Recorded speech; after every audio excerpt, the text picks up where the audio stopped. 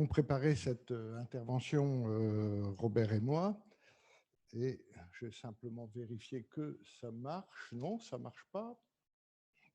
Ouh, pour faire défiler.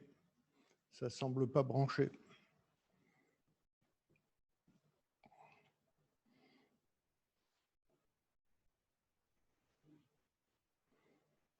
La flèche fonctionne et le... Voilà, il y a des problèmes techniques, ça c'est la science, ce n'est pas la théologie, n'est-ce pas? Et ni la fiction, hélas, nous sommes dans le réel. Voilà. Merci.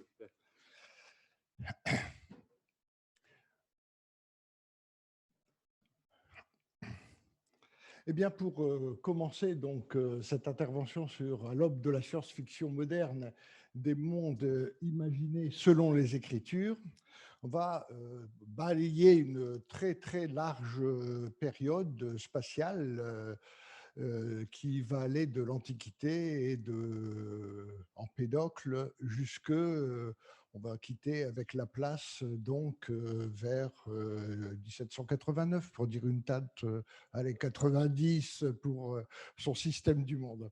Voilà. Donc, on va aller très vite, évidemment, et on pourra revenir sur certains points dans les questions. Je regarde l'heure pour ne pas dépasser. Merci. Alors, avant de pouvoir commencer, il faut rappeler un petit peu ce qu'était le monde dans l'Antiquité et ce qu'il est resté bien longtemps. Le monde, selon Empédocle, selon Platon, selon Aristote, c'est un monde qui est composé de deux régions cosmiques tout à fait différentes. La région de la Terre au centre, une Terre qui est fixe et qui comprend quatre éléments, terre, eau, air et feu. Et c'est la zone de la génération et de la corruption, des mouvements rectilignes et uniformes, que ces mouvements soient selon le temps, la vie, je suis né, je mourrai, ou selon l'espace, la chute des corps. Et au-dessus se trouve le monde des cieux, limité par la sphère des étoiles fixes, sphère des étoiles fixes sur laquelle sont accrochées environ les 3500 étoiles qui sont repérées à l'époque et visibles à l'œil nu. Et entre la sphère de la Terre et la sphère des fixes se trouvent les astrérans, planétos en grec, les astrérans qui commencent par la Lune, par le Soleil et qui se terminent par Saturne, qui tournent d'un mouvement circulaire et uniforme. Et c'est une région cosmique qui, pour Aristote, est le monde de la perfection, le monde de l'éternité, le monde est éternel, et les mouvements qui sont dans ce ciel sont des mouvements parfaits, éternels, circulaires et uniformes. Alors, donc, nous avons ce monde qui va... il y a quelques personnes qui ne sont pas d'accord dans l'Antiquité avec cette représentation, notamment les pythagoriciens, pour qui le feu est au centre du monde et le soleil et la terre tournent autour du feu au centre du monde. Mais c'est une vision du monde qui va être partagée quand même majoritairement par l'Antiquité et presque exclusivement au Moyen-Âge. Alors, tout simplement, d'abord, évidemment, on ne pourrait pas parler de fiction sans parler de la première des fictions qui est marquée vraiment le temps, c'est-à-dire l'Atlantide de Platon. Et l'Atlantide de Platon qui est écrite évidemment pour faire une œuvre politique, pour dénoncer la politique de la ville d'Athènes à l'époque.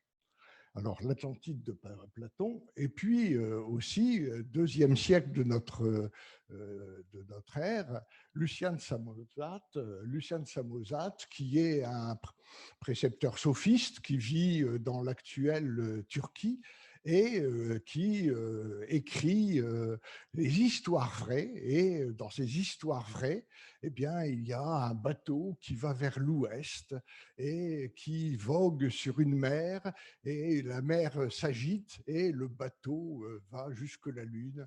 Et donc, vous voyez déjà qu'il n'est pas tout à fait aristotélicien, puisque le bateau qui part de la Terre peut aller jusque la Lune, et donc Terre et la Lune sont dans le même monde, mais c'est un précepteur sophiste, je vous l'ai dit. Alors, la vision aristotélicienne, platonicienne d'Empédocle va traverser tout le Moyen Âge. Et au Moyen Âge, au XIIIe siècle, elle va être mise en concordance, Aristote va être mis en concordance avec les Écritures par Thomas d'Aquin. Et simplement, pour Thomas, le monde n'est pas éternel. Aristote ne savait pas qu'il avait été créé et qu'il y aurait une fin. Et d'autre part, eh bien, le ciel, et c'est le lieu de la perfection, c'est le lieu de Dieu, des saints, et évidemment. Donc, vous voyez, adaptation d'Aristote aux Écritures, va faire la scolastique thomiste qui va devenir l'enseignement officiel de l'Église à la fin du XIVe siècle. Donc, il a fallu du temps pour digérer quand même cette parole de Thomas d'Aquin, ses écrits.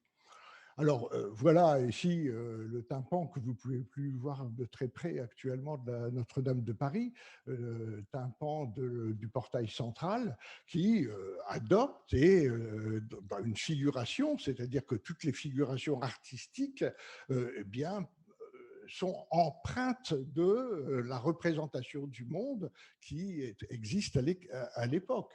Donc, vous avez sur le tympan, donc bien au-dessus de nous, ce qui est dans le ciel, c'est-à-dire le Christ, et qui est sur un arc-en-ciel sur lequel il va présider au jugement dernier.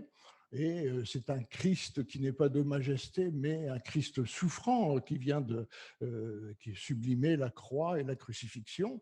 Vous avez le jugement dernier qui est là, et puis vous avez les élus qui sont dans le domaine du ciel au-dessus de nous.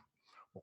Si on voit une œuvre plus profane qui est peu de temps après, si vous prenez la Divine Comédie de Dante, et notamment l'enfer, eh bien, ici c'est une image, une illustration de l'enfer par Botticelli, et vous voyez que dans l'enfer, Dante, guidé par Virgile, arrive en descendant au centre du monde. Et au centre du monde, qu'est-ce qu'il y a? Il y a Lucifer. Et donc, Virgile s'accroche dans les poils de Lucifer et va descendre de plus en plus difficilement. Et puis, il arrive au centre de la Terre, c'est le nombril de Jupiter. Et là, qu'est-ce qu'il voit? Deux immenses jambes qui se dressent au-dessus de lui, sur les jambes de Lucifer, par lesquelles il peut monter vers l'autre hémisphère. Vous voyez qu'il y a une représentation du monde tout à fait compatible avec la représentation qu'il y a dans la philosophie de notre monde et des régions cosmiques. Fin du XIVe, XVe siècle, Nicolas de Cuse. Nicolas de Cuse qui écrit la Docte Ignorance. Nicolas de Cuse qui est un cardinal pour lequel le catholicisme, l'orthodoxie, la religion musulmane et la religion juive sont des sectes, puisqu'elles croient toutes en Dieu. Et simplement, la catholique est la plus importante des sectes. Et le cardinal Nicolas de Cuse, qui refuse d'être pape parce qu'il préfère écrire et se consacrer à son activité intellectuelle, dans cette docte ignorance, va avoir des réflexions très très profondes en disant mais qu'est-ce que c'est que cette représentation du monde dans lequel l'univers est fermé, dans lequel la puissance de l'homme, pardon, la puissance de Dieu est limitée par une petite création. Qu'est-ce que c'est que cette physis qui distingue le courbe du droit? Le courbe et le droit et le cercle ne peuvent pas être distingués, étant donné que si le cercle est très grand, eh bien sa tangente est confondue avec le cercle, et il est de l'ordre de la puissance divine d'avoir créé un monde illimité, infini, dans lequel le droit et le courbe se ressemblent, se rejoignent, et dans lequel, eh bien, toutes les étoiles sont des soleils et tous les soleils ont des systèmes planétaires et toutes les planètes ont des habitants parce que c'est l'infinitude de l'homme. Et évidemment, il est cardinal, faiseur de pape, et ses écrits sont pas du tout fait autre chose que diffuser, réfléchir et pas trop contesté. Donc, voici le Moyen-Âge. Et ce Moyen-Âge, la terminaison, on a soif le matin.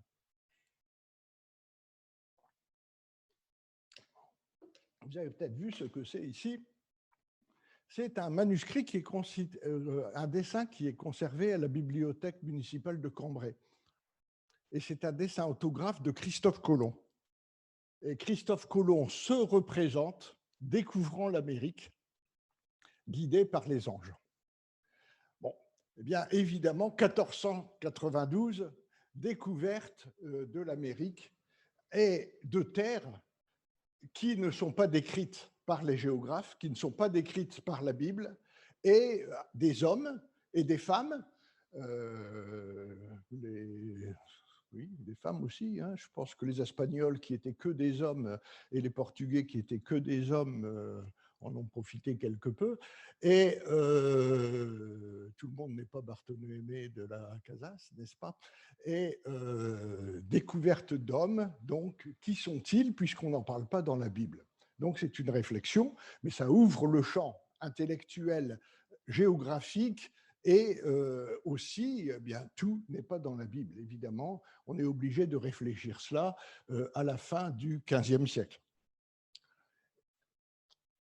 Et fin du XVe siècle, qu'est-ce que vous avez? Début du XVIe, Thomas More. Thomas More qui joue en Angleterre le rôle de conseiller très proche du roi avant qu'il ne soit assassiné par ce roi. Thomas More qui écrit évidemment son Utopie. Et l'utopie avec l'île d'Utopie que l'on découvre au-delà de l'équateur, une terre nouvelle aussi dans laquelle il y a une organisation sociale qui est une organisation sociale qui pourrait amener quand même une pauvreté moins grande en Angleterre, qui, si elle était adoptée en Angleterre, pourrait amener à ce que les paysans ne meurent pas de faim, et organisation sociale qui est décrite dans son utopie. Une utopie qui va réveiller, et c'est là où nous voulons en venir, Robert Lockneux et moi, quelque chose qui va être des relations entre la fiction, la science-fiction, vous allez voir, et les religions et les représentations du monde. Qu'est-ce qui se passe aussi? C'est que on a vers le milieu de 1500, à partir de 1510 jusqu'à 1550, quelqu'un qui s'appelle Nicolas Copernic, qui va faire circuler des écrits qui vont être, dont le principal va être De Revolutionibus Urbis, et dans lequel il fait une représentation dans laquelle le soleil est au centre du monde, la Terre tourne autour du soleil d'un mouvement circulaire et uniforme, le monde est clos par la sphère des étoiles fixes, donc une seule région cosmique et non plus deux, et la Terre est une poussière dans l'espace. Alors ça va être évidemment extrêmement discuté. Au point de vue des théologiens, seuls Luther et Calvin, nous sommes à l'époque de la Réforme, Luther traite Copernic de fou qui veut mettre l'art de l'astronomie à l'envers. Mais c'est discuté, et c'est discuté plutôt positivement. J'ai parlé de réforme. La réforme, bien évidemment, va gagner avec Mélenchon, Calvin, Luther, et l'Église catholique va s'organiser pour développer la contre-réforme. Et la contre-réforme qui va être réglée, si vous voulez, par le Concile de Trente. Alors, voici une représentation du Concile de Trente. Donc, nous sommes, Concile de Trente arrive 3 ans après la publication du De Revolutionibus, et le Concile de Trente va d'abord réaffirmer le sens littéral des évangiles et de la Bible, ce que le Moyen-Âge n'avait jamais fait, sens littéral, obligatoire, s'appuyer sur les jésuites pour reconquérir la puissance de la foi, sur un art, l'art baroque, et créer la Sainte Inquisition avec l'imprimature et le nihil obstat qui encadrent la publication des livres. Donc, évidemment, une période qui est tout à fait nouvelle en cette fin du XVIe siècle par rapport à tout le Moyen-Âge. Et tout à la fin du XVIe siècle, vit aussi un dominicain défroqué qui s'appelle Giordano Bruno. Et Giordano Bruno, qui est empreint de Nicolas de Cuse et qui a lu Copernic, qui essaie de valoriser une vision du monde dans lequel la puissance infinie de Dieu a donné un monde infini, dans lequel tous les soleils toutes les étoiles sont des soleils, toutes les étoiles sont entourées de systèmes planétaires, et vers 1580, il fait un petit ouvrage de fiction dans lequel on va visiter ces mondes. Donc, il leur donne une réalité exacte à l'intérieur de son livre de fiction. Et évidemment, ça transgresse totalement l'enseignement littéral de l'Église. Il est enlevé de Venise, amené à Rome, détenu 7 ans et torturé 7 ans, et au bout, en 1600, pour fêter l'année sainte, il est brûlé sur le Campo dei Fiori à Rome. Alors, l'image est absolument inexacte ici, parce que vous voyez Giordano Bruno amené en robe de bure au bûcher. En fait, il a été sorti du château Saint-Ange nu, et la langue clouée à une planchette pour qu'il ne parle pas pendant le transport au bûcher. Évidemment, tous les corperniciens, après cet acte de foi, vont être rendus extrêmement prudents. Et nous avons, 2 ans après, 1602, un autre dominicain, Campinella, un dominicain qui a essayé de faire un coup d'État à Naples, quand même. Alors, il est enfermé pendant 15 ans à la suite de son coup d'État. Et en 1602, il nous donne la Cité du Soleil. La Cité du Soleil, qu'est-ce que c'est? Eh bien, des navigateurs sont allés en bateau jusque l'équateur, ont traversé l'équateur et ont vu une île qui est la Cité du Soleil, et qui est organisée de la manière suivante. Eh bien, vous voyez qu'il y a au centre le temple du Soleil, il y a des murs de la cité qui est au centre de l'île, 1, 2, 3, 4, 5, 6, 7 compartiments, comme les 7 planètes qui tournent autour du Soleil. Et évidemment, c'est la rationalité qui nous permet d'avoir la connaissance, et toutes les connaissances nous sont données par la rationalité.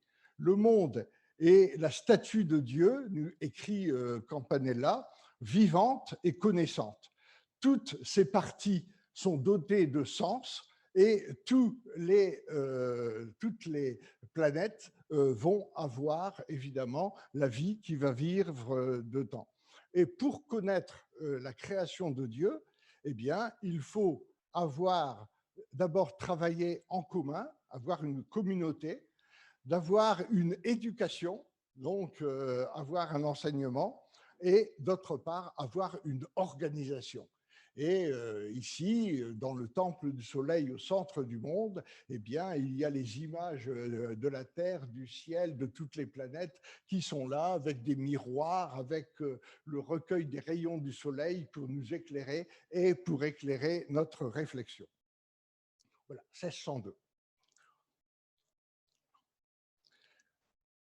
Un petit peu avant, on va faire un retour un petit peu avant, 1586, un certain Galileo Galilei, plus connu sous le nom de Galilée, qui vit à Florence à cette époque-là, écrit 2 discours sur l'enfer de Dante, dans lequel il va montrer qu'il est partisan encore de la conception aristotélicienne, et il va jusqu'à calculer l'épaisseur de la voûte de l'enfer pour qu'elle puisse supporter la Terre au-dessus. C'est son premier travail géométrique. Peu de temps après, il change d'avis. Il est nommé mathématicien à Pise, c'est près de Venise. Venise qui a livré Giordano Bruno, qui a été, comme on l'a vu, cramé peu de temps avant. Et il va faire des expériences de mécanique et va être profondément convaincu que Copernic a raison. Et Galilée, donc, voilà, fait plein d'expériences de mécanique. 1610, il entend parler d'une lunette qui n'est pas utilisée et qui donne des vues floues et irisées. Il se la fait apporter, il l'améliore, il l'améliore, il l'améliore encore, et il finit par regarder le ciel avec sa lunette. Il voit que la Lune est profondément identique à la Terre. Il calcule la hauteur des cratères de la Lune, des montagnes de la Lune, observe des levées, des couchers de soleil, décrit pour la première fois les satellites de Jupiter, dont personne ne parlait avant parce qu'ils sont invisibles à l'œil nu, et trouve 72 étoiles nouvelles dans le seul bouclier de la constellation d'Orion, alors que le monde était censé être constant et connu absolument. Donc évidemment, c'est une révolution qu'il publie dans son Siderus Nuncius en 1612 et 1633. Alors, les idées nouvelles viennent à être condamnées par l'Église, mais Galilée n'est pas touché. On condamne Copernic qui est mort 80 ans avant, et simplement il est interdit de faire allusion à Copernic. 1625, un nouveau pape est appelé à régner, c'est Urbain VIII, il est tout à fait favorable aux idées de Galilée, et Galilée lui demande le nihil obstat pour publier un ouvrage qui est donné à condition d'expliquer à la fois et à égalité le monde d'Aristote et le monde de Copernic. Il imprime son dialogo, dialogue sur les deux systèmes du monde, qui mettent aux prises Sagredo et Salviati, qui sont des représentations de Galilée jeune et de Galilée vieux, et Aristote, qui est représenté par Simplicio. Et les trois discutent, et c'est un ouvrage de fiction, en 6 journées, au bord de la lagune, en regardant les filles passer, en buvant des coups, très très sensible, et dans lequel toujours le Simplicio est ridiculisé, et à la fin, eh bien, Dieu a fait ce qu'il a voulu, mais évidemment, l'Évangile doit s'occuper de la manière d'aller au ciel et non pas de nous dire comment le ciel est. Et Galilée, vous le savez, est condamné pour ce dialogo. Le Saint-Esprit doit nous dire comment aller au ciel et non pas comment le ciel est. Et Galilée reprend là, évidemment, une phrase d'Augustin. Alors, Galilée continue son œuvre lorsqu'il est enfermé. 1623, il y a un philosophe anglais, Francis Bacon, qui conseille Élisabeth, la reine d'Angleterre, et qui lui dit que si elle veut améliorer son règne, il faudrait qu'elle fonde une bibliothèque, une université et un musée. Et Francis Bacon, qui n'est pas copernicien, nous écrit la Nouvelle Atlantide. Et dans la Nouvelle Atlantide, Francis Bacon, il n'est pas copernicien, mais il est contre Aristote. Et il ne faut pas étudier des textes pour avoir la vérité, mais il faut étudier la nature. Et la maîtrise de la nature, la connaissance de la nature, va nous donner une révolution intellectuelle. Et la Nouvelle Atlantide met en scène la réussite d'une société qui est basée sur le travail collectif entre les clercs, avec des domaines assignés, qui utilisent la méthode expérimentale. Et l'île, c'est l'île de Ben Salem, avec une population, on y va, il y va, et les voyageurs y vont. La population est, moi je retiens que j'ai encore 12 minutes, d'après les 30 minutes. Donc la population est chrétienne.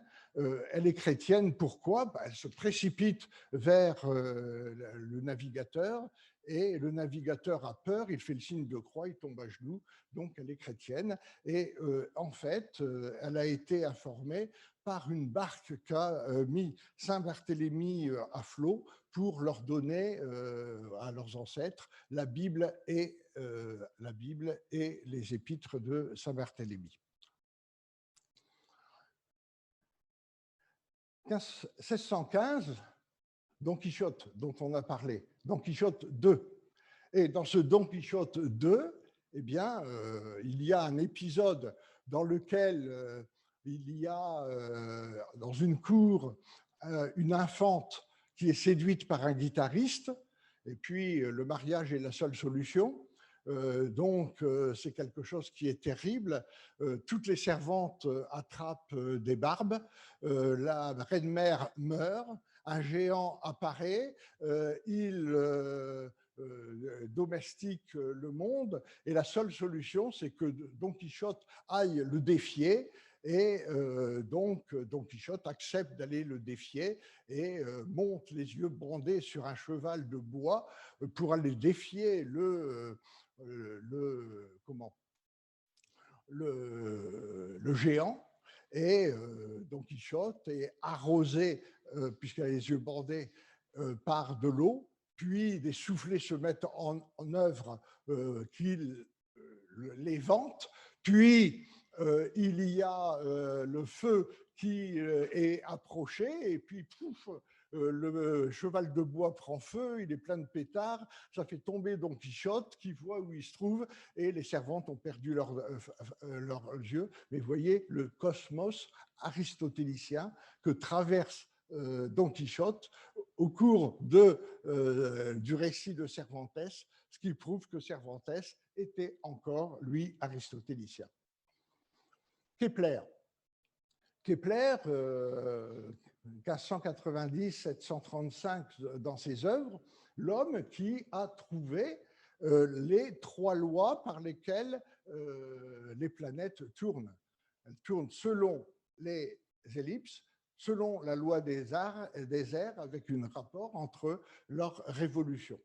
Eh bien, Kepler écrit ce qu'il estime être son œuvre principale, le songe.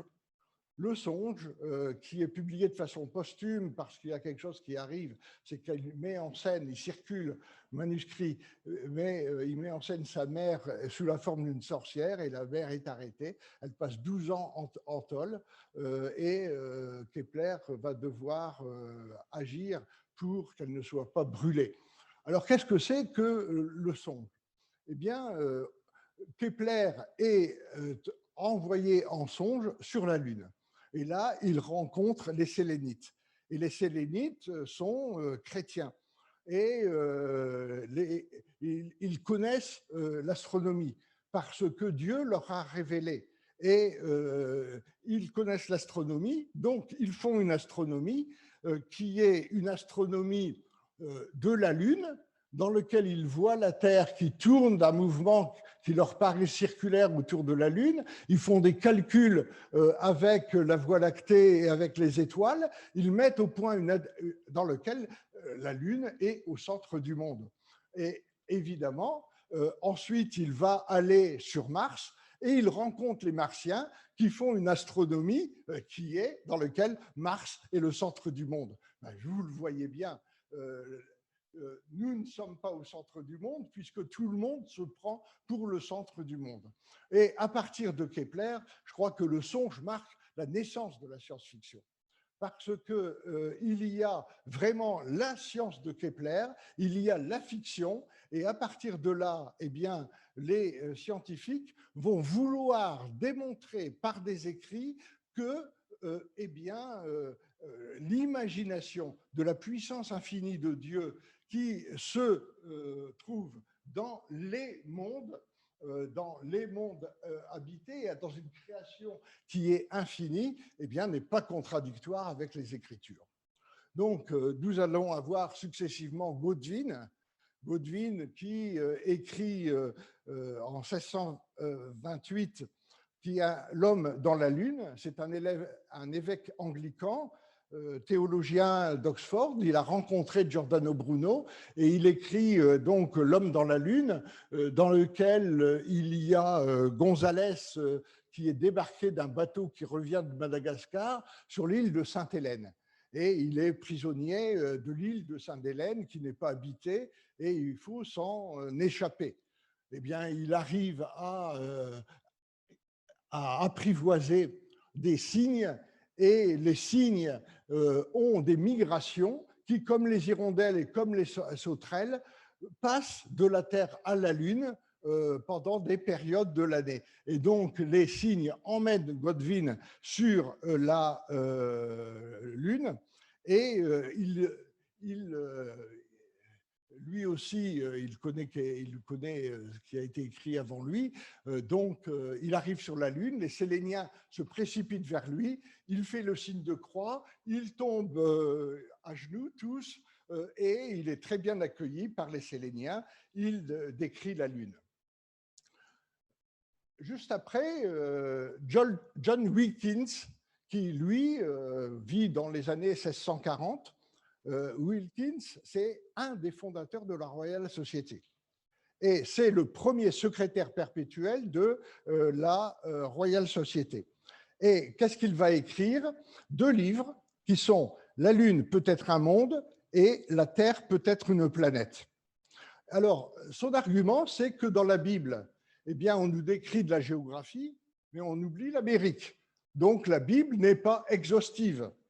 D'autre part, elle nous parle de la Terre et de la Lune et du Soleil, mais jamais de Mars ou de Mercure.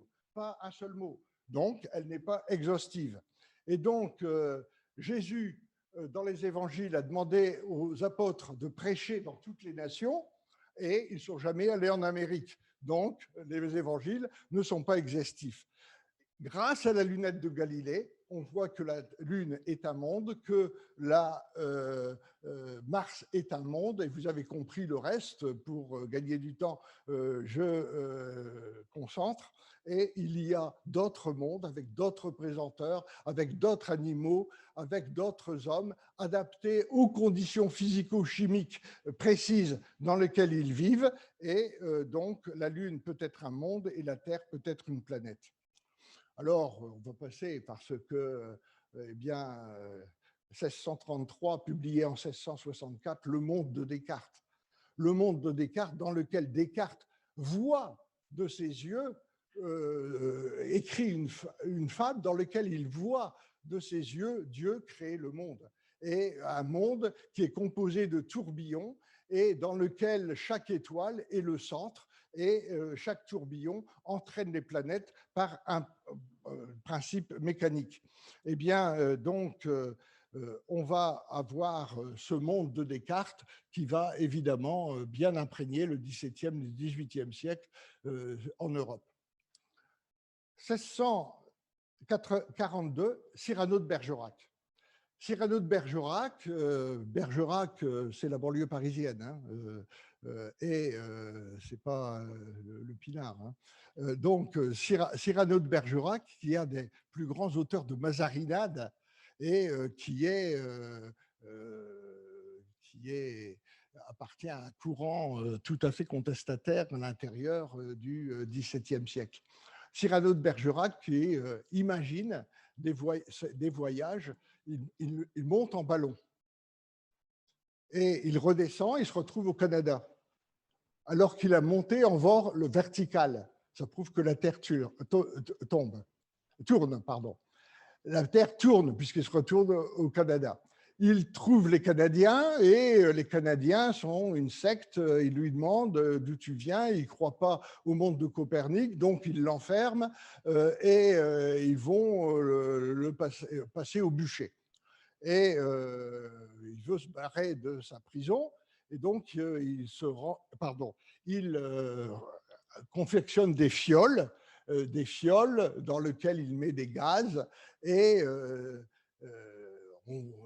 les gardiens voient ça, donc ils mettent les fioles dans le bûcher, ils récupèrent les fioles du bûcher, ils se les remet là, mais le bûcher les enflamme et il est projeté où ça? Eh bien, il traverse avec moins en moins de pesanteur le monde de la Terre. Il arrive à un point où il n'y a plus de pesanteur. Il arrive à la Lune et là, il tombe sur la Lune avec une vitesse absolument dingue et il tombe sur un arbre qui amortit sa chute et qui écrase des fruits qui vont couler dans la bouche, qui les revitalise.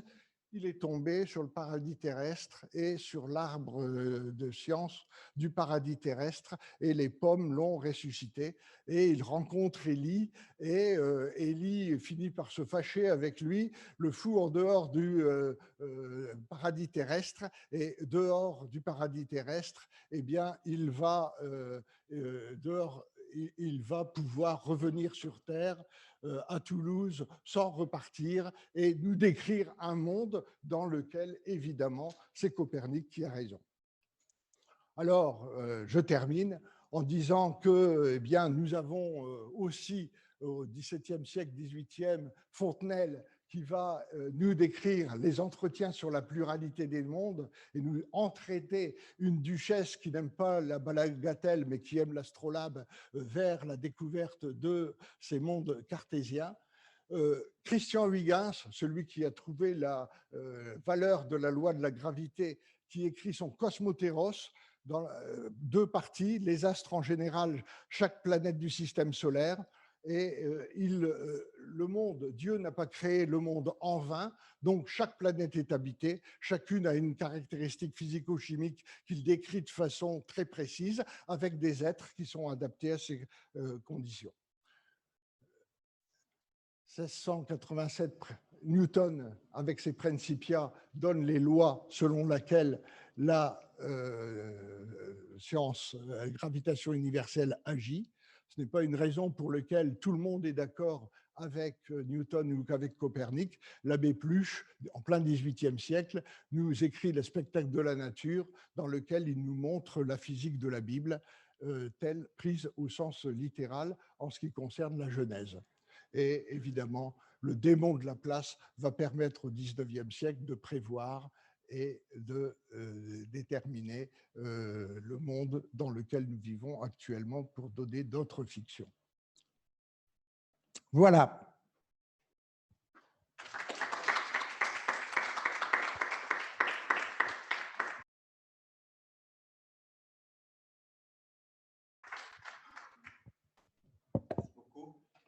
discussion après la seconde intervention. Ça, c'est la chute des corps. Et Newton a expliqué que c'était selon l'inverse du carré de la distance, mais la formule est trouvée par Huygens. Merci. Voilà, et Dominique Voyer va intervenir sur sa conférence porte pour titre « Utopie et Uchronie, la Bible aussi ».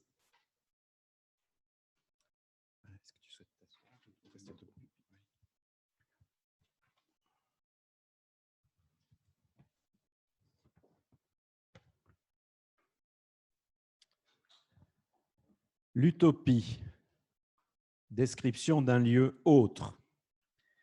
Eh bien, c'est dû au talent de Thomas More, bien sûr, mais il y avait déjà eu, on nous l'a rappelé, Platon avec le mythe de l'Atlantide, dans le Critias et dans les Lois. Et nous savons que cette invention géniale de Thomas More a eu une innombrable postérité. On a mentionné déjà Tommaso Campanella, La Cité du Soleil, John Cabot, Voyage en Icarie, Samuel Butler, Erewhon, etc., etc.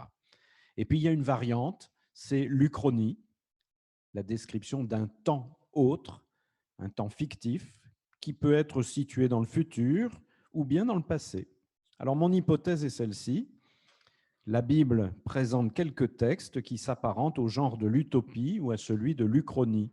Or, ces genres littéraires sont abondamment utilisés dans les récits de la science-fiction. Je me demande si c'est simplement une coïncidence littéraire sans conséquence ou bien s'il y a une véritable convergence entre la Bible et la science-fiction. En se tenant au seul texte de Thomas More, l'Utopie, il y a au moins un point de contact avec la Bible. C'est le nom du voyageur mystérieux rencontré à Bruges par Thomas More et ses compagnons de voyage, et qui leur raconte avoir visité plusieurs pays inconnus, et notamment l'île d'Utopie, dont il fait une description abondante. Et ce voyageur s'appelle Raphaël Itlodé. Le nom de Raphaël renvoie directement à la Bible, où il apparaît une seule fois. Dans un livre tardif de l'Ancien Testament, le livre de Tobie, texte de la période post-exilique, rédigé en araméen, probablement vers 200 avant Jésus-Christ. C'est une sorte de conte édifiant. L'histoire racontée est censée se dérouler pendant la déportation en Mésopotamie, entre Ninive et Ecbatane, sous la domination perse. Raphaël est le nom de l'ange qui guide le jeune Tobie dans une sorte de voyage initiatique au terme duquel un aveugle va retrouver la vue. Il s'agit du père du jeune Tobie, et une jeune femme malheureuse trouvera l'amour et le bonheur. C'est Sarah, victime d'un démon malfaisant. L'ange Raphaël est ici l'envoyé de Dieu, et son nom, Raphaël, signifie littéralement Dieu guérit. De fait, il guérit la cécité physique, mais aussi la cécité spirituelle. Littéralement, il opère une révélation en enlevant le voile qui couvre les yeux du vieux père de Tobie, et celui qui couvre le cœur du jeune Tobie est celui de Sarah, la femme qu'il veut épouser. Est-ce que le Raphaël de l'utopie de Thomas More dévoile quelque chose, ouvre les yeux? Mon hypothèse de travail est fondée sur celle développée jadis par Northrop Frye dans The Great Code, The Bible and the Literature, 1981, traduction française, Le Grand Code, la Bible et la littérature, publié au Seuil en 1984. Selon Frye, la Bible doit être considérée comme le grand récit fondateur de la civilisation occidentale et comme la matrice littéraire de toute la littérature occidentale, donc mondiale. C'est une thèse audacieuse qui semble se vérifier pour la littérature en général, mais qu'en est-il pour la littérature de science-fiction en particulier? Prenons acte du contexte typique des littératures anglo-saxonnes, y compris des récits de science-fiction. Dans le monde anglo-saxon, nous avons affaire à des auteurs et à des lecteurs pétris de souvenirs bibliques. Le Scriptura Sola de Luther a produit des effets inattendus. Dans la science-fiction, qu'elle soit issue de la sphère protestante ou de la sphère catholique, on peut repérer d'innombrables interférences avec les thèmes religieux ou théologiques, chrétiens ou non chrétiens, et plusieurs intervenants de notre colloque vont essayer de le montrer. On voit bien que certains vastes récits, par exemple, sont une tentative d'écrire une autre Bible. On peut penser au cycle de Dune, ou bien à la prodigieuse trilogie divine de Philippe K. Dick, ou plus modestement, L'échiquier de la création de Dominique Douai, 1976, qui s'essaye à écrire une genèse alternative à celle de la Bible, une genèse qui a peut-être lieu uniquement dans le cerveau d'un aliéné. Alors, essayons de détailler un peu plus les choses. Utopie, un lieu autre, possible, et même plausible. C'est une façon de décrire un idéal, ou peut-être d'alerter sur une crainte. Je pense à Aldous Huxley, Le meilleur des mondes, ou à George Orwell, 1984, ou Frank Herbert, dans le cycle de Dune. Utopie, uchronie. Cette fois-ci, c'est un autre temps, un temps autre, possible, mais pas toujours souhaitable, un futur alternatif. Je pense par exemple à Miller dans Un cantique pour Leibowitz. L'uchronie peut aussi bien fonctionner dans le passé, on parlerait alors de rétrochronie. À titre d'exemple, je mentionne le Roma Aeterna de Robert Silverberg, qui imagine une histoire différente dans laquelle l'Empire romain ne disparaît pas. Alors notre présent serait différent, meilleur ou pire. Alors pour simplifier, on peut donc envisager des situations de dystopie et des situations de dyschronie, alternativement ou même simultanément. Dystopie, le récit met en scène un monde différent, des univers parallèles, mais qui pourrait être le nôtre si... Voilà, Philippe K. Dick, le maître du Haut-Château, par exemple. Dans la dyschronie, le récit met en scène une histoire différente qui pourrait être la nôtre si... Et la bifurcation pouvant se situer aussi bien dans le passé, vous voyez par exemple Laurent Binet, Civilizations, ou dans un avenir plus ou moins proche, Wells, La guerre des mondes, Norman Spinrad, Les Solariens. Alors, que fait la Bible en matière de dystopie ou de dyschronie? Alors, pour commencer, avec un petit clin d'œil souriant, j'esquisse quelques nouvelles possibles de type science-fiction inspirées de la Bible. Vous reconnaîtrez au passage peut-être des livres bibliques. Une nouvelle qui pourrait s'intituler « Le messager malgré lui ». C'est une utopie. Un homme, mu par des forces qui le dépassent, effectue quelques voyages imprévus, arrive dans des contrées inconnues et dangereuses, aux portes d'une immense ville. Il faut 3 jours pour la traverser. Sans bien comprendre ce qui lui arrive, il accomplit une mission aux conséquences importantes. Résultat heureux, mais qui n'est peut-être que le souhait de l'auteur du récit, confronté en fait à une réalité peu agréable. Une autre nouvelle, je l'intitulerai « Résister aux envahisseurs ». C'est une dyschronie, une uchronie dans le passé, évocation d'un terrible empire gouverné par un despote impitoyable. Cette entreprise politique et culturelle de domination totale finit mal. Le despote est finalement renversé par une puissance supérieure, celle d'un dieu agissant par l'intermédiaire d'un autre empire. C'est une histoire située dans un passé déjà ancien et connu de tous, mais en fait, cette histoire est cryptée. Quelques détails permettent de comprendre qu'il s'agit d'un autre empire, d'une autre oppression actuelle, celle-ci. Et une nouvelle intervention divine y mettra fin. Ce récit annonce la fin d'une tyrannie, mais sans la nommer ouvertement. Ce récit complexe est en réalité un écrit de résistance. Vous avez reconnu le livre de Daniel. Une autre nouvelle pourrait s'intituler « Le songe, c'est la vie ». C'est une dystopie très visuelle. Un homme, un visionnaire, malgré lui, s'adresse à son peuple déporté pour le réconforter. Et ces visions lui donnent accès à un monde parallèle qui est en fait le même monde, mais révélé comme foncièrement différent. C'est le livre d'Ézéchiel. Une autre nouvelle, je l'intitulerai « Résistance du matériau humain ».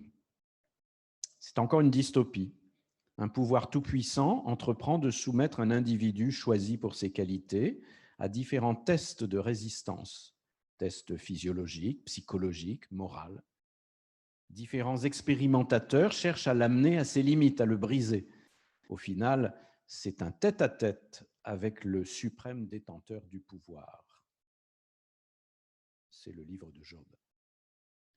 Et enfin, une dernière nouvelle, je l'intitulerai « Debout sur le soleil ».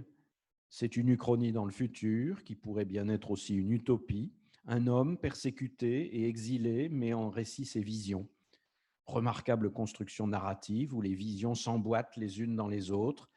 Un thème unique qui se développe tout du long, la victoire des forces de la vie et du bien sur les forces de la mort et du mal. Vous aurez reconnu le livre de l'Apocalypse.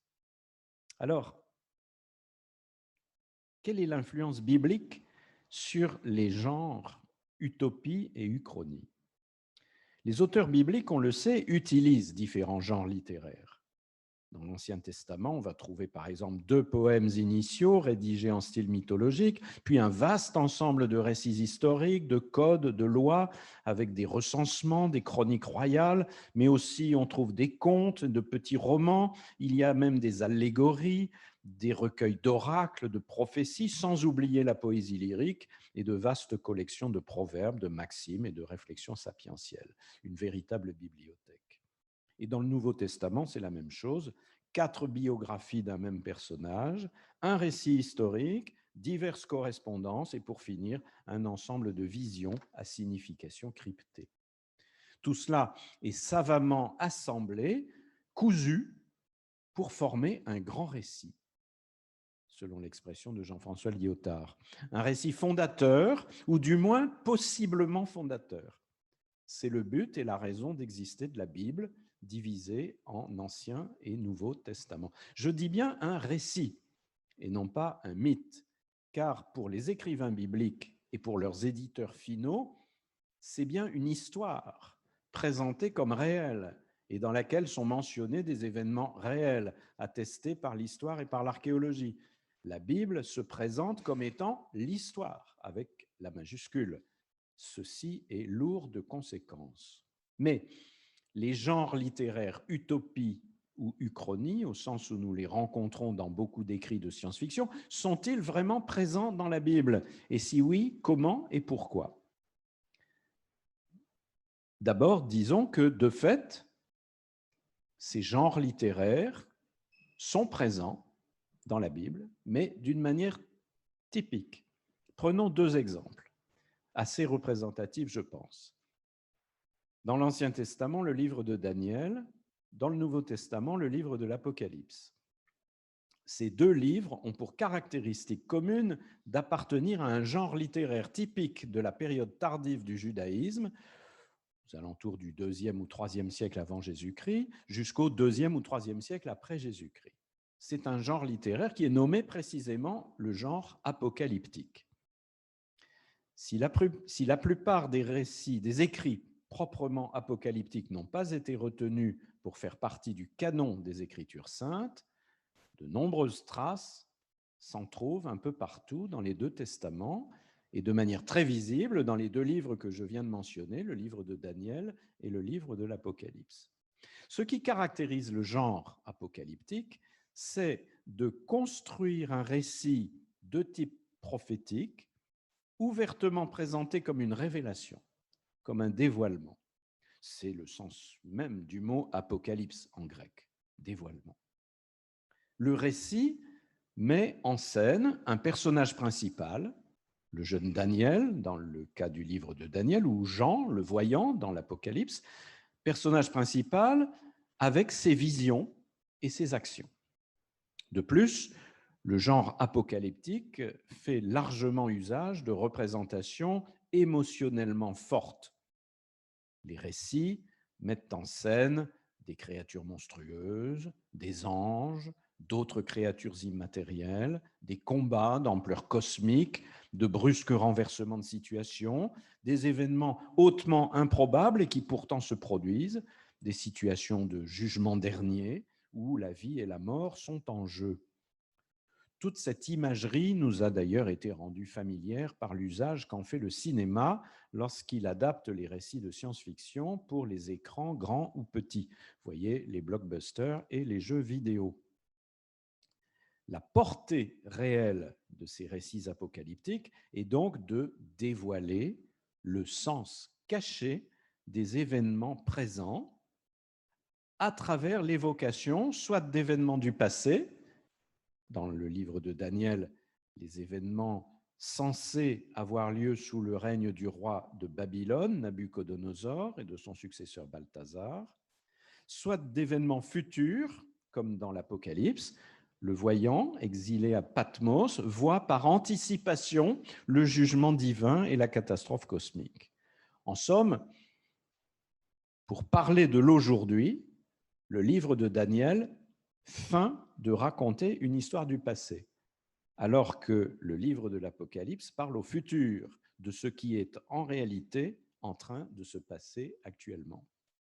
Il faut bien saisir que l'usage du genre apocalyptique à l'intérieur d'un récit joue avant tout sur une habile distorsion du temps. Il y a au moins deux temporalités qui se superposent. Je reprends mes deux exemples. Le temps fictif du récit. Dans Daniel, vers 587-538 avant Jésus-Christ, c'est le temps de la déportation à Babylone sous Nabuchodonosor.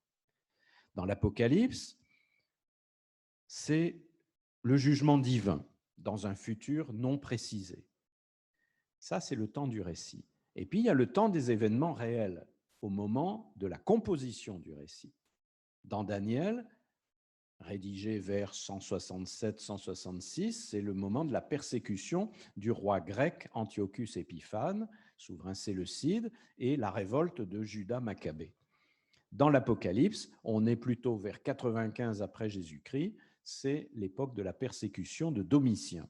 Donc, pour Daniel, on a un écart d'environ 4 siècles entre la fiction et le réel, alors que pour l'Apocalypse, on a un écart, mais un écart indéfini, non mesurable, entre la fiction et le réel.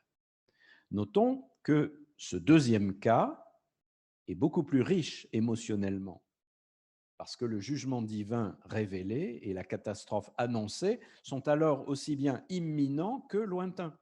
En fait, tout peut arriver d'un instant à l'autre, et peut-être est-ce précisément en train d'arriver. Dès lors, la perspective d'un futur indéfini débouche sur la nécessité d'interpréter le présent.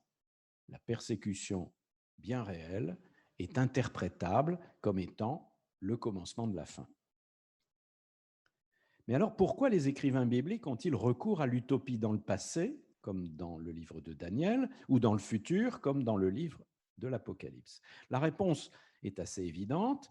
En contexte de persécution, de menace vitale, on ne peut pas dire ouvertement qu'on a confiance dans la puissance de son Dieu et qu'on s'attend à ce qu'il mette définitivement les tyrans hors de nuire. Ce serait afficher ouvertement son opposition au régime tyrannique, que ce soit celui d'Antiochus Épiphane ou celui de Domitien. Il faut donc dissimuler son espérance et par conséquent, il vaut mieux crypter les récits qui sont en eux-mêmes des actes de résistance à l'oppresseur. La distorsion temporelle à l'œuvre dans nos deux récits est donc un aspect essentiel de ce travail de cryptage. En situation de persécution, on pourrait dire que l'écrivain biblique s'avance masqué. C'est la condition de sa liberté de parole. Larvatus prodeo, j'avance masqué. C'était déjà la devise de René Descartes. Peut-on peut-être lire Descartes comme un écrivain résistant qui ne peut pas dire ouvertement tout ce qu'il pense? Peut-on lire la Bible, ou du moins certains de ses livres, comme des écrits de résistance? Et peut-on en faire de même avec certains écrits de science-fiction? En fait, dans nos deux livres bibliques, livre de Daniel, livre de l'Apocalypse, tout est codé. Tout est allusion. Le récit est plein de sous-entendus qu'il faut déchiffrer. Il faut donc décrypter pour comprendre la portée réelle de ces textes. Et cet aspect des choses se retrouve également dans toute la littérature apocalyptique non canonique, qu'elle soit juive, comme par exemple les Testaments des 12 patriarches, ou même chrétiennes, comme par exemple le livre qui s'appelle Le Pasteur d'Hermas. Pour conclure sur le lien entre les récits bibliques de type apocalyptique et la littérature de science-fiction, je poserai la question suivante. Y a-t-il des cas où le récit de science-fiction prend le risque de parler du présent, de notre présent, tout en dissimulant les choses au moyen d'une distorsion temporelle dans le passé ou dans le futur? Distorsion géographique, on l'a déjà dans l'exemple matriciel de l'utopie de Thomas More. Thomas More nous entraîne dans l'île d'utopie pour faire une critique du gouvernement du roi d'Angleterre. Alors, par exemple, quand Frank Herbert nous présente le monde de Dune dans un futur plus ou moins calculable, de quoi nous parle-t-il? Sinon de notre monde présent, avec ses multinationales voraces, avec ses arrangements politico-économiques, avec ses guerres coloniales impitoyables.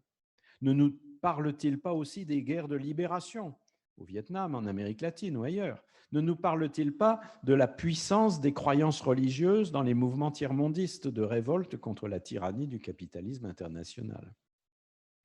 Par exemple, quand Isaac Asimov, dans le cycle de Fondation, ou bien Miller, dans le Cantique pour Leibowitz, feignent de nous décrire un avenir possible de la galaxie ou de la Terre, ne sont-ils pas en réalité en train de dénoncer la faillite d'un certain type de développement fondé exclusivement sur la technologie et l'exploitation effrénée des ressources naturelles?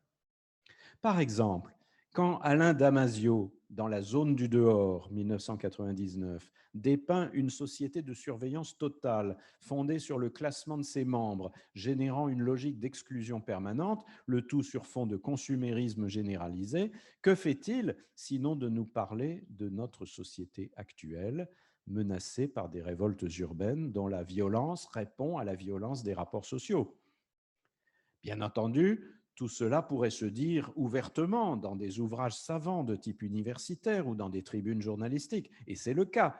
Mais même si ces auteurs de science-fiction vivent dans des pays démocratiques où on peut dire et écrire ce qu'on pense, du moins en principe, le recours à un récit d'imagination est peut-être plus efficace pour diffuser la pensée, surtout quand elle est critique, voire subversive. Ainsi, devant la montée de la crise écologique, nous voyons que le cinéma est plus puissant que les ouvrages savants pour alerter le plus grand nombre, ce qui n'empêche pas de réfléchir par ailleurs et de disserter dans de multiples colloques. Et que se passe-t-il dans les pays non démocratiques, là où la liberté de parole n'est pas assurée? Que s'est-il passé, par exemple, en Union soviétique, dans le domaine de la science-fiction? À côté d'une littérature officielle, il y avait toute une production de science-fiction semi-clandestine, difficile à incriminer précisément à cause de son caractère fictif. Les utopies de la science-fiction ont souvent servi de masque à la critique du totalitarisme soviétique. Après Stalker, voyez le Solaris du même Andrei Tarkovsky, dans les deux cas, d'après des nouvelles de Stanislas Lem, dont il faut relire les autres textes. Et que se passe-t-il actuellement dans des pays comme la Corée du Nord, la Chine ou la Russie? Il faudrait, je pense, lire la science-fiction chinoise comme une littérature de résistance cryptée par nécessité. Je formule donc l'hypothèse que dans les régimes totalitaires, la littérature de science-fiction a de belles perspectives pour parler de ce qui se passe en affectant de décrire des mondes futurs ou des mondes alternatifs. En maniant l'utopie ou l'uchronie, les auteurs de science-fiction, tout comme les écrivains bibliques, dévoilent la vérité du réel. Je vous remercie.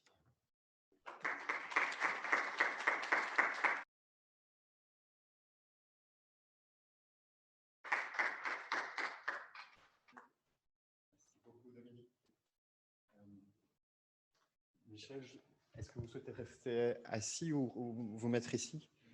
Oui. Peut-être, Dominique, si tu peux rester à l'avant-plan ou devant.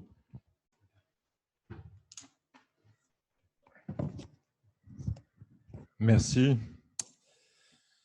Donc, Franck, les autres organisateurs m'ont demandé d'être répondant. Alors, ma connaissance de la science-fiction est d'abatteur et déjà un peu ancienne. C'était le genre littéraire préféré de mon père, donc j'ai hérité de toute sa collection très, très, très pointue, mais je ne l'ai pas fréquenté autant que lui. Et par contre, je suis historien des mentalités, des croyances contemporaines, et donc la science-fiction, évidemment, je la rencontre dans la mesure où parfois, c'est non seulement un genre littéraire, mais ça devient une croyance avec derrière des groupes, des rites, des cérémoniaux, etc. Et où ça rencontre mon sujet d'étude. Et notamment, évidemment, quand la science-fiction frôle la Bible. Et on a donc, comme vous le savez sûrement, toute une série de théories liées à la science-fiction, mais en même temps proposant des histoires alternatives aux récits bibliques ou aux récits chrétiens. Le plus célèbre, c'est la théorie des anciens astronautes, par exemple, qui sont à l'origine de toutes les révélations, les grands initiés, etc. Et là, on est dans un domaine donc, où la littérature touche évidemment la croyance. Et c'est en ça que la science-fiction aussi me mobilise. Alors, je réagis donc après les deux interventions que nous venons d'entendre et qui, justement, portaient l'attention déjà de nous diriger vers ce lien possible entre la science-fiction et la Bible. D'abord au niveau des images du monde et des représentations du monde, que dans la première intervention, et puis ensuite au niveau des genres littéraires, comme on vient de nous l'expliquer. Alors, vous avez cité Northrop Frye, la Bible, le Grand Code, et où dans ce bouquin, Frye justement rappelait le rôle matriciel de la Bible. Alors, moi, je ne dirais pas pour la littérature mondiale, mais pour notre littérature occidentale. Et ceci dit, la première intervention que je voudrais faire, c'est la littérature qui a été conservée dans la Bible, que ce soit dans l'Ancien ou dans le Nouveau Testament, c'est un choix. C'est-à-dire qu'il y a eu un tri canonique.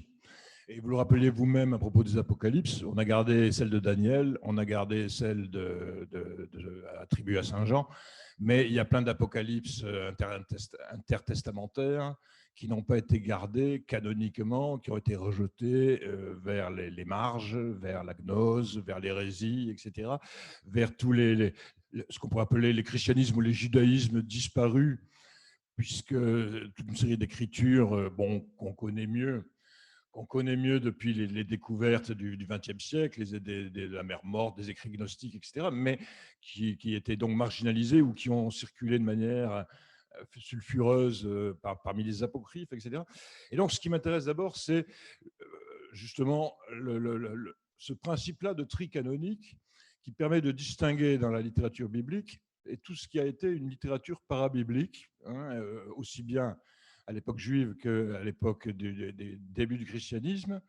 Et donc, pourquoi conserve-t-on Daniel, conserve-t-on Jean, et pourquoi refuse-t-on le reste? Et ce qui nous permet déjà peut-être de dégager une catégorie qui nous manque pour réfléchir à la science-fiction, mais pas que, qui est celle peut-être de la théologie fiction. Dans les années 60, les adversaires de Teilhard de Chardin l'accusaient de faire de la théologie fiction. Voilà. Et ceci dit, alors moi je ne suis pas polémiste ni adversaire de Teilhard de Chardin, mais cette catégorie-là est intéressante de théologie fiction, parce que si on remonte dans le temps, on va trouver la théologie fiction tout le temps. On en retrouve au XVIe, XVIIe siècle, vous avez exploré dans les images du monde, en développant d'ailleurs uniquement ce qui était un peu de l'ordre planétaire, mais on aurait pu encore approfondir. Par exemple, c'est le thème des pré-adamites développé par Isaac Lapéraire au XVIIe siècle, où il imagine donc où il conteste le monogénisme et il développe le thème pré-adamite, etc. Et puis on en retrouverait dans les premiers siècles du christianisme, et puis on en retrouverait à l'époque même où la Bible se constitue, dans toute une série de textes parabibliques de la littérature juive ou de la première littérature chrétienne, mais qui sont restés en dehors du canon. Et donc cette théologie fiction, c'est tout un réservoir de questions, de marges, qui devrait exister peut-être en tant que telle, parce que j'en ferai notamment une sorte de préhistoire de la science-fiction. Et plutôt, ce qui m'intéresserait de voir, c'est en quoi la science-fiction prolonge ces questions qui étaient là dans la théologie fiction, ou qui sont encore dans la théologie fiction. Et puis, la deuxième question qui m'intéresserait aussi là-dedans, c'est justement le principe du tri canonique. Pourquoi on a pris, pourquoi on a rejeté, qui me permettrait de reverser la chose sur un principe de regard sur la science-fiction elle-même. Qu'est-ce que c'est qui, dans la production de la science-fiction contemporaine, reste tout à fait compatible et tout à fait finalement chrétien? On pourrait y voir des formes de littérature chrétienne. Et qu'est-ce que c'est qui sort de ce cadre biblique? Qu'est-ce que c'est qui rompt avec le cadre biblique? Et donc le principe canonique là est important à rappeler pour faire un tri finalement du point de vue chrétien, mais pas du point de vue littéraire, mais du point de vue chrétien, dans la production de science-fiction elle-même. Et par exemple, alors vous nous avez exploré donc les visions du monde.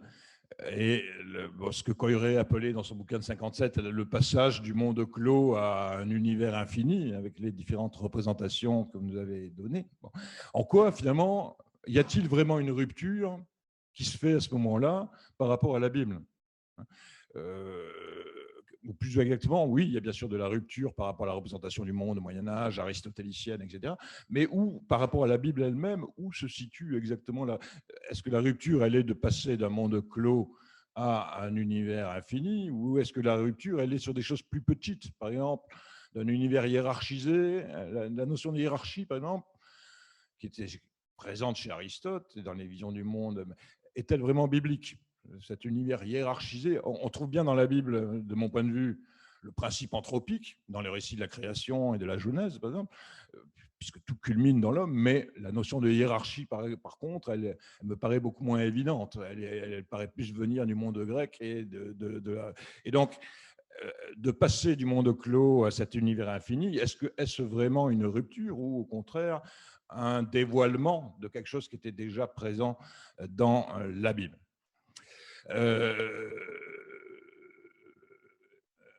Une autre question que j'aurais aimé, enfin, qui serait intéressante d'explorer, c'est que le monde anglo-saxon et le monde latin, du coup protestants et catholiques, vont avoir un rapport très différent avec la Bible.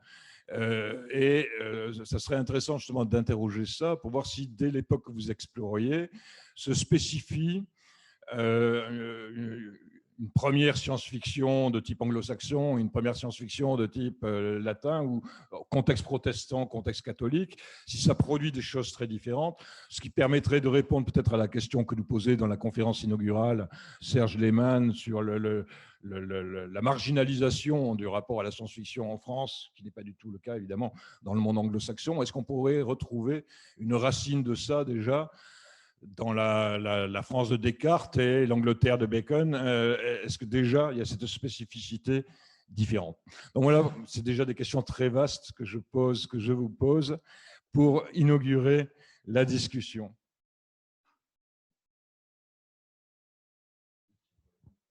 Merci beaucoup. Oui, peut-être que le plus pratique serait que vous rejoigniez la scène. On va disposer 3 fauteuils. Pour le public aussi, c'est plus agréable, et pour vous aussi, pour être dans un vis-à-vis. Merci beaucoup, Michel, pour ces relances, ces questionnements et cette problématisation que vous nous partagez, et qui rebondit de façon serrée, mais aussi en ouvrant des perspectives et en posant des questions aux intervenants par rapport à leur prise de parole tout à l'heure. Je les remercie également pour leurs 2 très riches interventions. Je ne doute pas que l'un ou l'autre d'entre vous ait envie de réagir sur cette proposition, par exemple, d'une théologie fiction qui permettrait de redonner du souffle ou de réinterpréter toute une paralittérature biblique qui fait d'ailleurs l'objet d'une grande curiosité de la part de très nombreux lecteurs, chercheurs et amoureux de la culture et de la littérature. Dominique. Oui, juste une petite chose un peu anecdotique. Borges, quelque part, je ne sais pas où, dit que la théologie est une branche de la science-fiction. Et quand j'ai commencé mes études de théologie, cette perspective proposée par Borges m'a stimulé. Ça m'a aidé à m'intéresser à la théologie. J'en dis pas plus parce qu'après, ce seraient des confidences peut-être trop personnelles.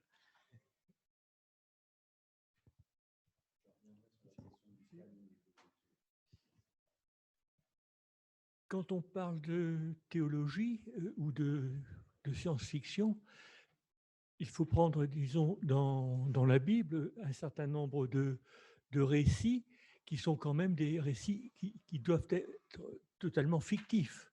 Ce ne sont pas des récits qui sont des histoires au sens où on entend l'histoire de nos jours. C'est-à-dire que ce sont des textes qui brodent à partir de points de départ, de bases de départ très, très réduites, jusqu'à, disons, s'épanouir. Alors, il y a aussi un certain nombre de textes, disons, qui n'ont pas été retenus. Alors, n'ont pas été retenus, ça ne veut pas dire qu'ils ne sont pas intéressants en soi. Et je pense par exemple à la publication dans la Pléiade de textes religieux qui n'ont pas été retenus. Par exemple, il y a des histoires un peu cocasses. Je me souviens d'une histoire assez, on peut dire assez amusante. C'est Jésus qui rentre de l'école, alors avec son cartable, et il regarde les gens dans la rue, et en les regardant, il les fait mourir. Alors, il arrive à la maison, il raconte son exploit, et sa mère le gronde et lui dit « Mais c'est pas possible, tu es bien méchant. Alors, retourne là-bas et tu les ressuscites. » Alors, il les ressuscite. Alors, vous voyez, il y a des récits de ce genre qui sont très étranges pour nous, et on se demande comment on a pu inventer ce genre de récit dans certaines périodes moyenâgeuses.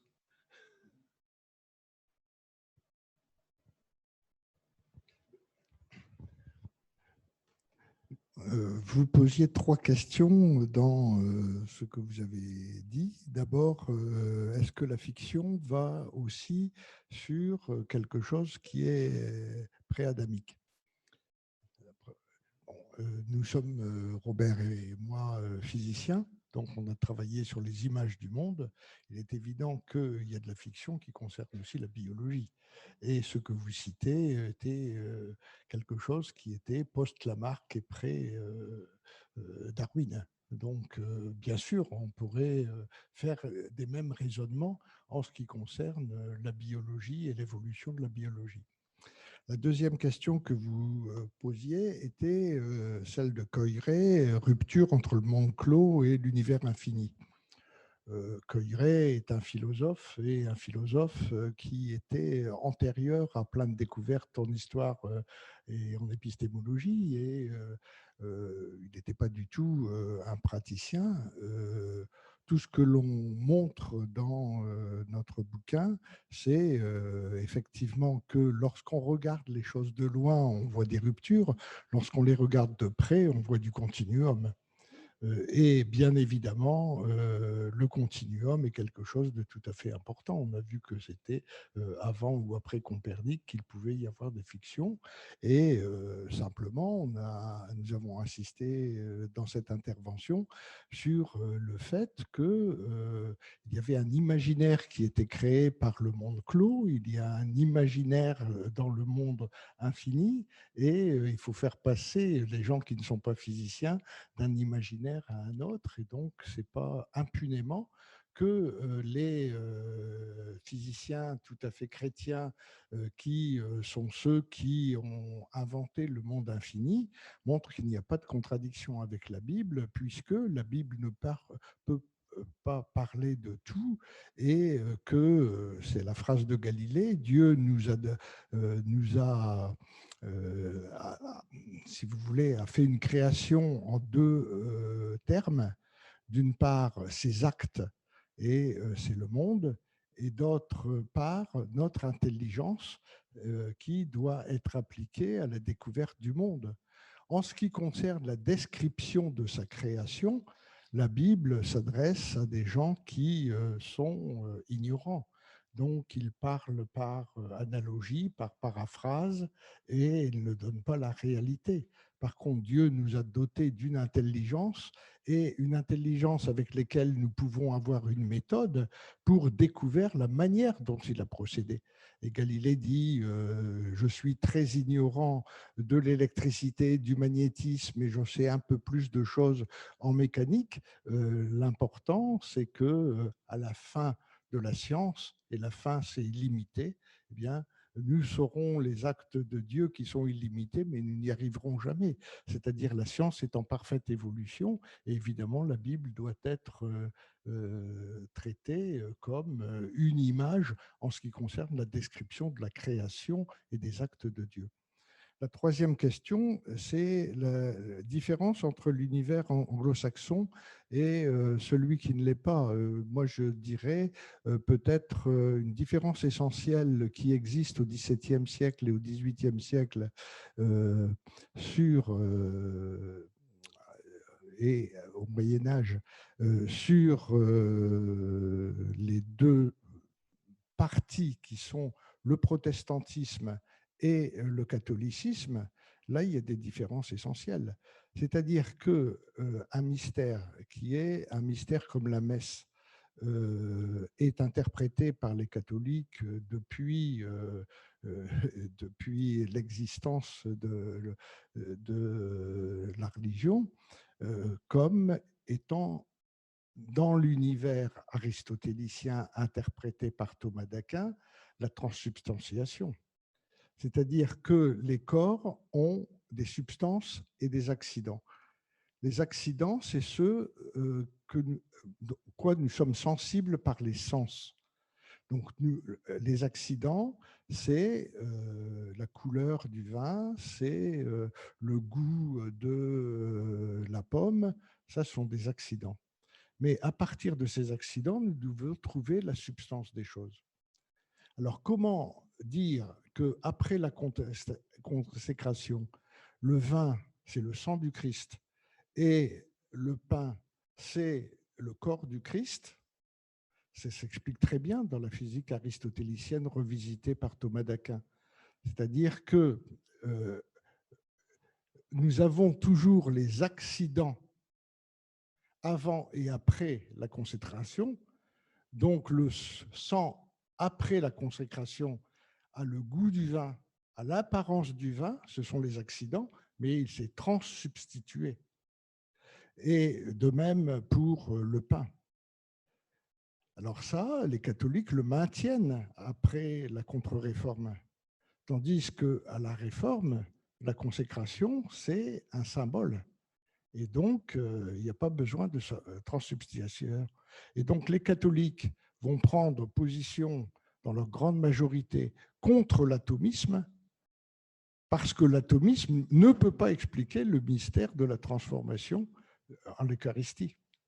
Tandis que les catholiques sont généralement contre l'atomisme, tandis que les protestants vont pouvoir développer l'atomisme très facilement.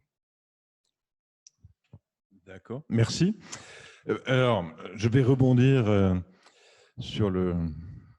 Bon, parce que il y a quelques années, il y avait un livre que j'ai bien aimé, Nancy Houston, L'espèce fabulatrice, qui montre l'homme, donc le propre de l'homme, comme celui qui crée des fabulations. Bon. Ce à quoi je suis entièrement d'accord. Et ce qui me semble... Alors, elle est agnostique ou athée, je ne sais pas.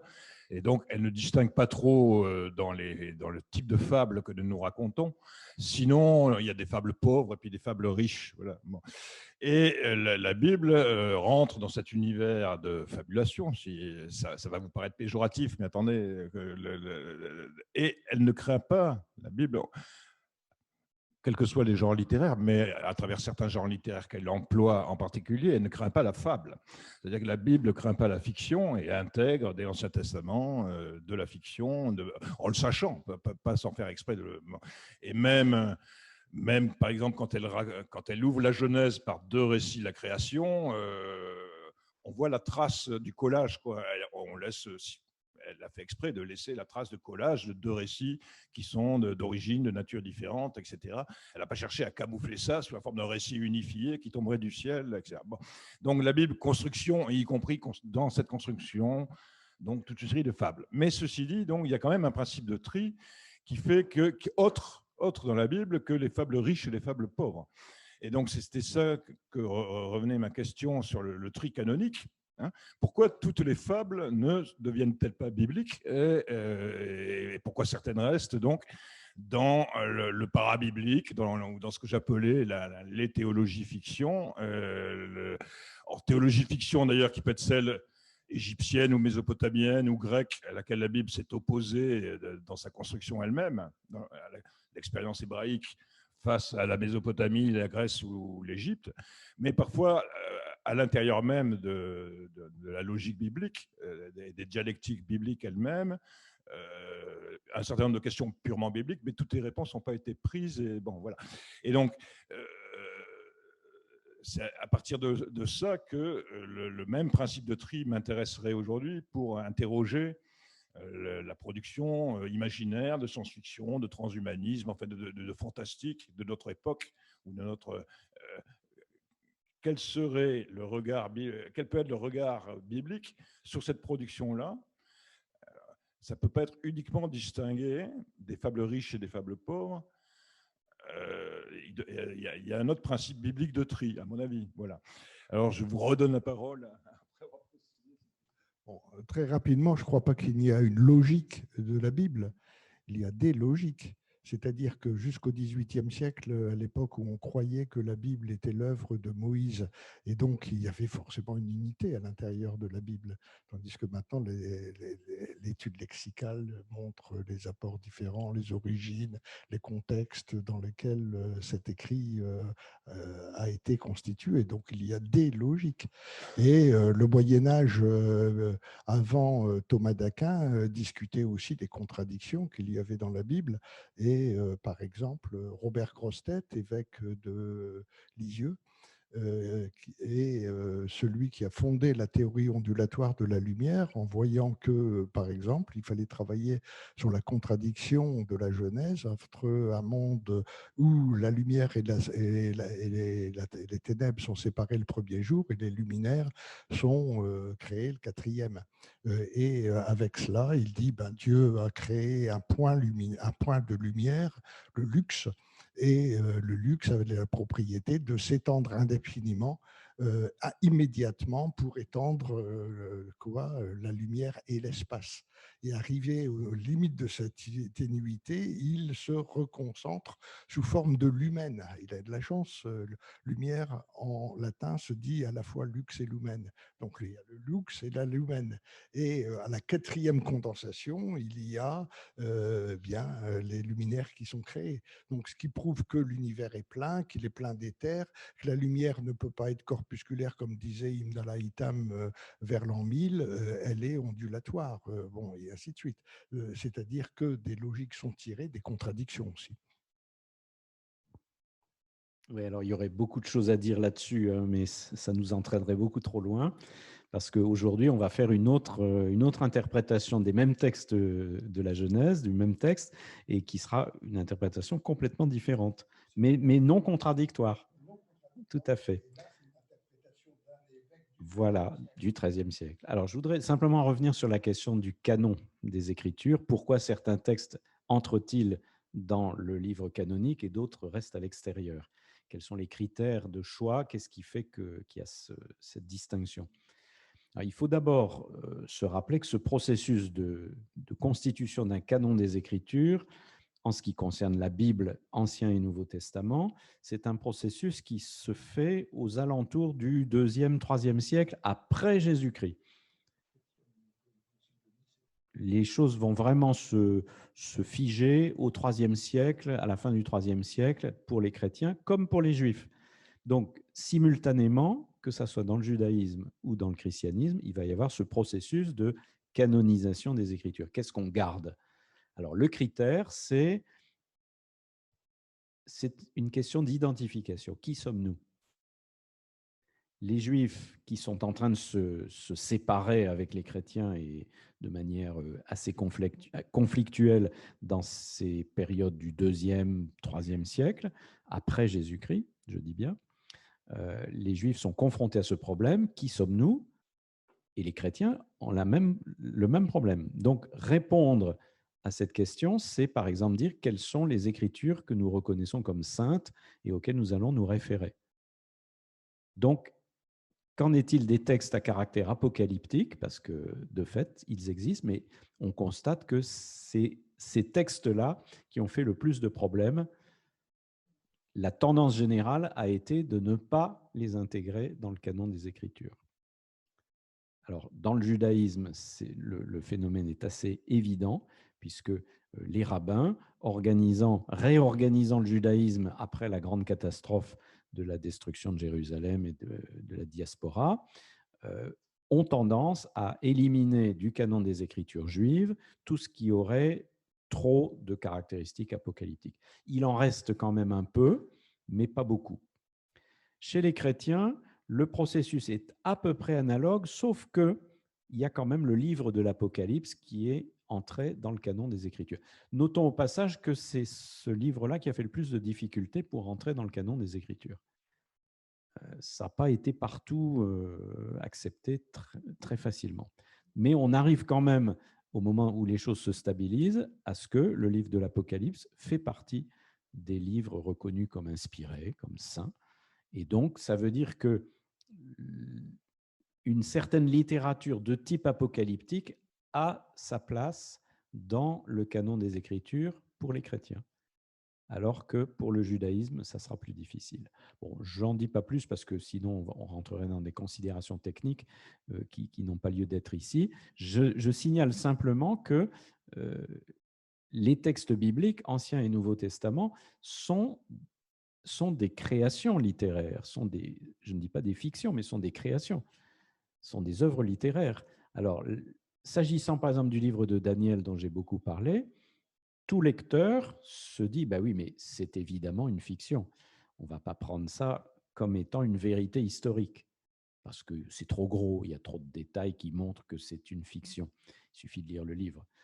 Mais c'est une fiction qui dit vrai, parce que c'est une fiction qui touche à quelque chose d'essentiel, qui révèle quelque chose, qui entend révéler quelque chose d'essentiel. Donc, on a ce cas particulier de textes qui sont évidemment fictifs, mais qui sont porteurs d'une vérité. Est-ce qu'on n'a pas la même chose dans les récits de science-fiction, qui sont évidemment fictifs, puisqu'on nous décrit des univers possibles, mais qui ne sont pas notre univers, mais est-ce que ça ne véhicule pas quand même quelque chose de vrai? Bon, j'en dis pas plus.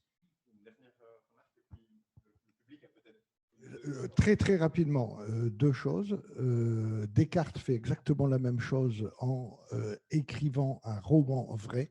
Il y a une base de vérité dans le roman qu'il écrit, ça c'est la première chose.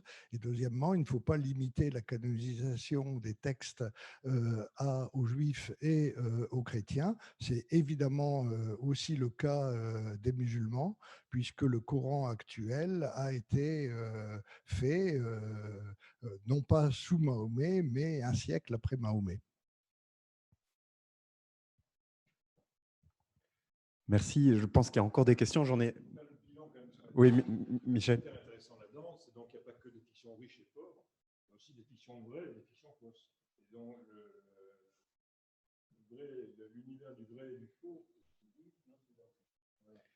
Voilà, et on pourrait complexifier la chose parce que je pense à la distinction que faisait Serge Léman entre la science-fiction et les pseudosciences, en disant que les critères de distinction étaient clairement établis.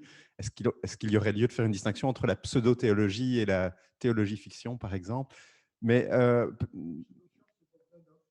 voilà. Mais place aux questions peut-être du public. Voilà, je pense que l'un ou l'autre d'entre vous souhaiteriez poser une question à nos intervenants et à notre peut-être répondant aussi. Voilà. Oui, bonjour à tous.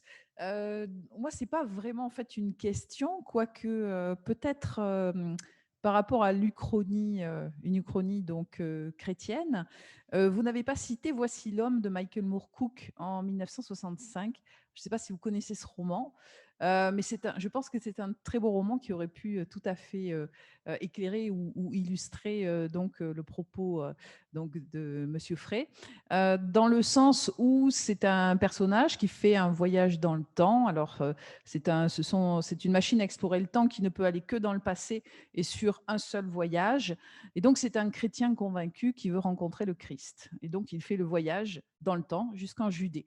problème, il rencontre donc Jean le Baptiste, mais il ne rencontre pas le Christ. Le Christ n'existe pas, en fait. Donc, c'est le point de départ, si vous voulez, de cette histoire uchronique. Et il est tellement déçu, tellement désespéré, parce qu'il se dit, mais si le Christ n'existe pas, comment le christianisme peut-il exister, qu'il décide en fait de prendre la place du Christ, de devenir le Christ, et donc de terminer évidemment sur la croix. Et donc la question, bien sûr, posée par ce roman, c'est une question de science-fiction, c'est une question de voyage dans le temps et de paradoxe temporel, qui a été d'ailleurs tout à fait bien formulé par Barjavel dans donc Le Voyageur imprudent. Donc ça, c'était une première petite remarque. Et deuxième remarque, je pense que pour le public, il faut quand même bien comprendre la distinction entre la littérature utopique et la science-fiction. Donc là, moi, j'interviens en tant qu'historienne du genre. Et donc, toutes les œuvres, alors, vous avez un petit peu mélangé les deux, mais si vous voulez, il faut bien comprendre que le genre quand même de la science-fiction va naître à la fin du 19e siècle, la deuxième moitié du 19e siècle, au moment justement où la science véritablement va se développer dans la littérature. Mais la science-fiction, elle a des racines très profondes dans ce que j'ai appelé la littérature utopique. Donc, par exemple, ce que le premier intervenant a développé dans son propos, c'est essentiellement de la littérature utopique. Ça ne peut pas être, si vous voulez, de la science-fiction au sens strict, mais il y a effectivement une veine littéraire, un lien bien sûr très fort entre les deux, puisque petit à petit, la science-fiction va remplacer cette littérature utopique au 19e siècle, bien sûr, et surtout au 20e siècle, en prenant le relais avec la dystopie. Vous avez cité, par exemple, un petit peu la littérature soviétique, mais il faut quand même revenir à l'origine avec de la dystopie, avec évidemment le roman de Yevgeny Zamyatin, 1922, qui s'appelle donc Nous autres. Nouvelle traduction aujourd'hui qui s'appelle Nous, qui est titrée Nous. Mais vous voyez, c'est ce moment de bascule, si vous voulez, où en fait l'utopie communiste passe dans le réel. Et donc, la littérature, en fait, prend le relais en devenant dystopique. Voilà. Ça, dans l'histoire du genre, c'est quelque chose de tout à fait, si vous voulez, intéressant, même s'il y a des dystopies, évidemment, au 19e siècle, mais qu'on n'appelle pas encore complètement avec, évidemment, ce terme-là, parce que l'histoire de la dystopie, c'est aussi l'histoire d'un mot. C'est un terme anglo-saxon et qui a une pluralité, en fait, de sens. Voilà. Donc, c'était pas vraiment une question, mais voilà, je pense que pour le public, c'est quand même important d'avoir ces pistes-là. Merci pour ces deux remarques. Et peut-être s'il y a encore une question, la poser en même temps, avec une dernière conclusion de la part de nos intervenants ou répondants. Et puis, il sera temps de clôturer pour pouvoir se sustenter tout de même avant les sessions de l'après-midi. C'est juste une très petite remarque. Vous parliez, Michel et l'un des intervenants, vous parliez des différentes échelles et du rapport à la biologie et à la découverte d'un autre monde. De ce point de vue-là, il me semble, il y a un pendant très intéressant au Voyage au centre de la Terre. C'est le film de Fleischer de 1965, Le Voyage fantastique. Et derrière ça, moi, j'aurais une interrogation aussi sur le rapport entre le texte. Dans l'histoire dont on parle depuis ce matin et dont on va parler pendant 2 jours, la construction du rapport entre le texte et l'image, la manière dont le texte produit de l'image ou n'en produit pas, etc., me semble tout à fait importante. Et c'était juste une petite remarque sur le parallèle entre les deux voyages. Merci. Quelqu'un souhaite réagir aux différentes remarques qui ont été données par le public? Oui, sur le genre et la littérature de genre, on peut remarquer qu'il y a un grand livre de science-fiction qui ne concerne pas l'espace, et c'est l'œuvre de Mary Shelley, et c'est la créature du docteur Frankenstein, bien évidemment. Et quelque part, on peut interroger aussi le fait que les hommes créent des mondes parce qu'ils ne peuvent pas créer d'hommes. Et c'est aussi un peu la métaphore de Mary Shelley. Donc,